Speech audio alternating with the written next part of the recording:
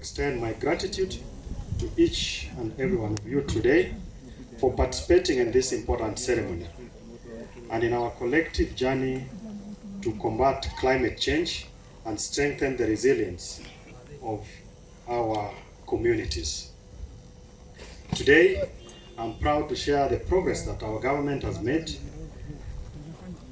in adopting a comprehensive whole of government and whole of society approach to climate action.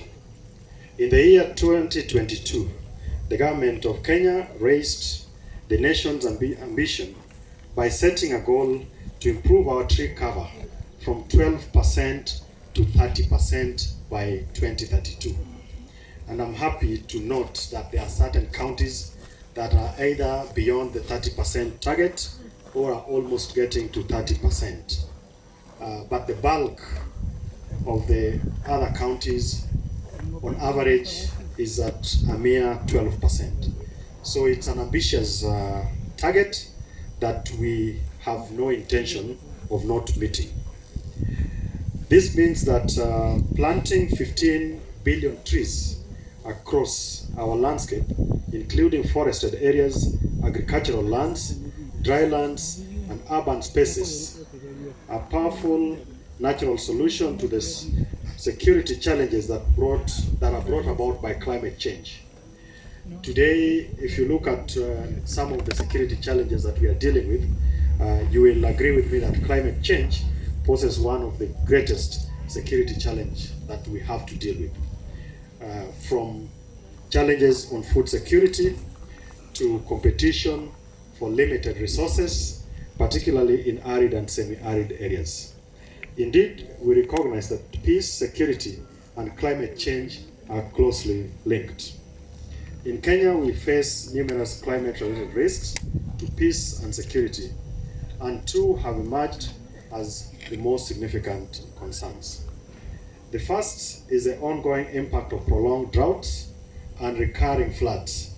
Just last year, we bore the brunt of heavy floods that ravaged across the country that led to loss of lives and livelihoods. And when drought hits, the competition for scarce resources such as water, pasture, and food intensifies, and this often leads to conflict.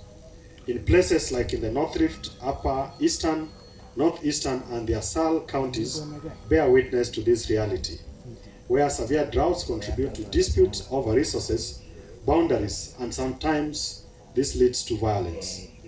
The second concern is climate-induced migration, which can create social tensions.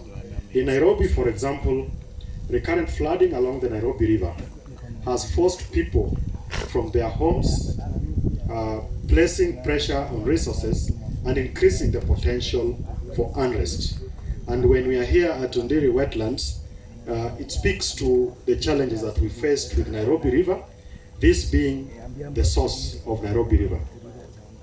These examples underscore the pressing need for tailored early warning systems and information networks to address our unique climate security challenges.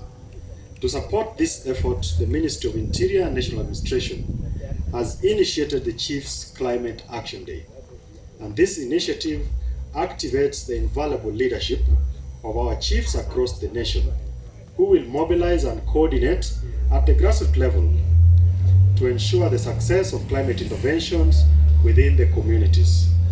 And through this day, we aim to plant 1 million trees on the first Friday of every month as part of our commitment to achieving the presidential directive of planting 15 billion trees by 2032.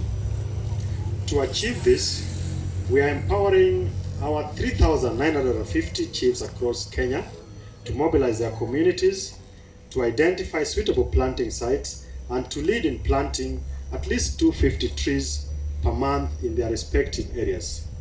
Chiefs will monitor and report progress using a standardized tool to ensure that trees are well cared for and be recognized as climate champions, demonstrating how localized actions drive real impact.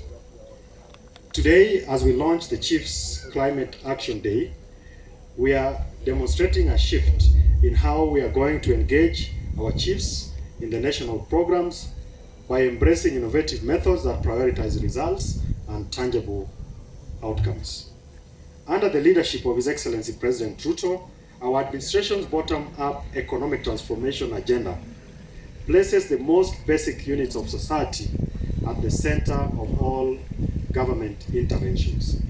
Chiefs are at the heart of our strategy as national government administrative officers, coordinating resources and efforts at the most local level. Their connection to communities, combined with their deep knowledge of local issues, makes them essential to driving Kenya's climate action initiatives. Already through the engagement of our chiefs, we have planted, and this was sometime last year, 34 million trees when we had the National Tree Growing Day. With chiefs' offices serving as local pickup points, and I'm happy that we have a local pickup point at this space that has been put together by the county government of Kiambu. Now, building on this success, the State Department has since increased the number to 99 million, and we are slowly but surely inching closer to our target of 100 million trees that we are expected to do annually as a State Department. And in September of this year, we achieved another milestone by planting 1.4 million trees during what we were considering as a preliminary Chiefs Action Day.